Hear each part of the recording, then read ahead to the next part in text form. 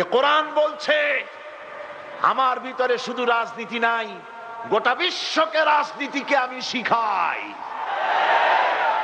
অর্থনীতি শিখাই, পৃথিবী চলবে কিভাবে তা আমি দেখাই। এই জন্য এই কোরআনের আসল মুফাসসির তো আমি নই, কোরআনের আসল মুফাসসির তো মাওলানা সিফাতুল্লাহ সাহেব নন, এর মুফাসসির তো মাওলানা আবুল কালাম আজাদ সাহেব নন, এর আসল মুফাসসির তো মাওলানা কামাল উদ্দিন জাফরি সাহেব নন। এর আসল মুফাসসির কে? কোরআনের আসল মুফাসসির, জেনুইন অথেন্টিক ইন্টারপ্রেটার, আল্লাহর পক্ষ থেকে নিয়োগ প্রাপ্ত মূল মুফাসসির যিনি, মূল তরজমানুল কোরআন, কোরআনের ভাষ্যকার যিনি, তিনি হচ্ছেন সর্বকালের সর্বযুগের সর্বশ্রেষ্ঠ মহামানব বিশ্বনবী জনাবে মুহাম্মদ রাসূলুল্লাহ সাল্লাল্লাহু আলাইহি ওয়াসাল্লাম। তিনি তার জীবনকে সাজিয়েছেন কোরআন দিয়ে। সুবহানাল্লাহ। হযরত আয়েশা রাদিয়াল্লাহু তাআলা আনহার কাছে কয়েকজন সাহাবী প্রশ্ন করেছিলেন, হে রাসূল, হে আমার মা আয়েশা, রাসূলুল্লাহর চরিত্র সম্পর্কে, আখলাক সম্পর্কে আমাদেরকে কিছু শোনান। আমাদের মা উম্মুল মুমিনিন, সমস্ত বিশ্বাসীদের মা হযরতে আয়েশা বলেন, ও সাহাবীরা, তোমরা কি কোরআন পড়ো নাই? জবাবে তারা বললেন, হ্যাঁ কোরআন পড়েছি।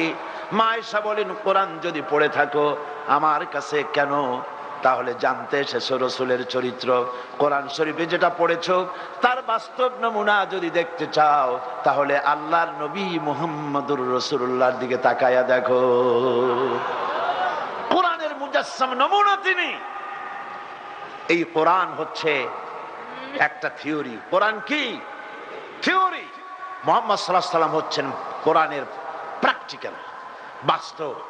থিওরি আর প্র্যাকটিক্যাল দুটি জিনিস কি এক? দুটি জিনিস এক।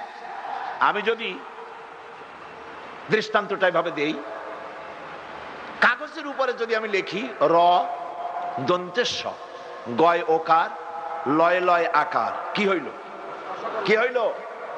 আপনারা সকলে এখন এটার উপরে চাটা শুরু করেন। মিষ্টি লাগবে? আপনারা বলবেন যে আপনি একটা ফাঁকি দিচ্ছেন, এ মিষ্টি লাগবে কেন? ওটা তো আপনি লিখছেন, এর মধ্যে দুধ নাই, চিনি নাই। ঠিক আছে, আমি লিখলাম দুধ, চিনি, দুধের ছানা, চিনির শিরা, এলাচি, সুগন্ধি, গোলাপ পানি, যা যা বানায়, যা দিয়ে বানানো হয় সবটা লিখে দিলাম, কাগজটারে গোল বানাই দিলাম। এখন চষেন, মিষ্টি লাগবে? লাগবে না, কারণ আপনি থিওরি চুষতেছেন। কি চুষতেছেন? থিওরি।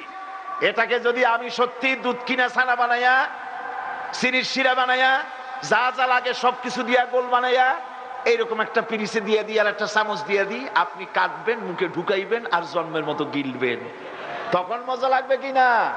এখন মজা লাগে কেন? প্র্যাকটিক্যাল খাচ্ছেন। কি খাচ্ছেন? প্র্যাকটিক্যাল খাচ্ছেন।